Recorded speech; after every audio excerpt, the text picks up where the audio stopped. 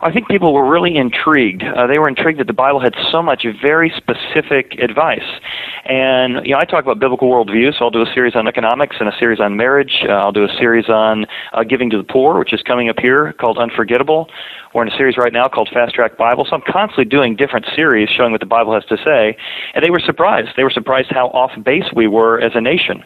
And the idea that we're $15.3 trillion in debt today, and it keeps going up exponentially. I mean, the Bible says that we should not pretend to be rich, buying stuff we can't afford.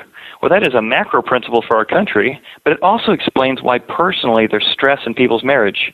Because when you pretend to be rich and spend more than you make, you feel it. You feel it in your marriage. Nobody intends to have their marriages begin to break up.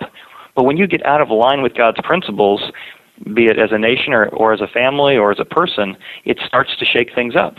And when you begin to see a picture of what God wants to bless us with, the idea that there is a treasure in the dwelling of the wise. He has savings, but the foolish man spends it all up. People go, that just makes sense. Having savings, realizing we live in a broken world where cars are going to break down and washing machines are going to break down, and I need to plan on that and not spend all of today's money today, let alone tomorrow's money today. It's just practical common sense. So in one sense, Godonomics is common sense back when there was such a thing.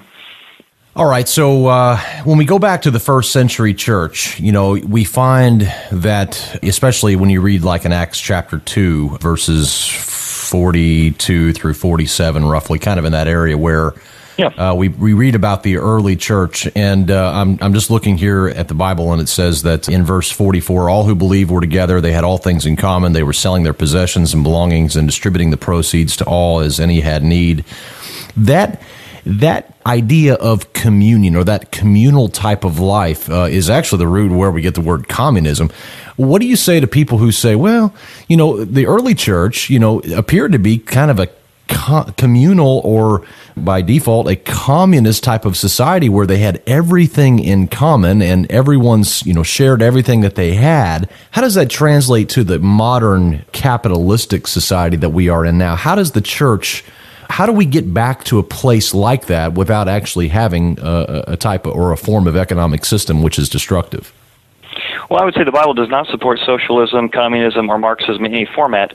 And you have to start with proper definitions. I mean, we live in a society today that defines, if you're a capitalist, that means you're greedy. And the Bible clearly speaks against greed, and yet it does talk about self-interest being not necessarily a bad thing. Society tells us today that socialism is synonymous with generosity. And that's just not true. By reading of the Bible or by reading of history, socialism, Marxism, communism is one of the most detrimental forces for killing people, actually, in all of history. And so if we have proper definition historically, we have a lot more danger signs and say, well, there's no way Jesus is no more a Marxist than he would be a murderer, because Marxism has been responsible for more deaths than probably any philosophy in human history. So I'd start with what's the definition. Capitalism is the free exchange of privately held goods and services. And property rights is key to the Bible. I mean, the Ten Commandments gives us 20% on property rights. Do not steal somebody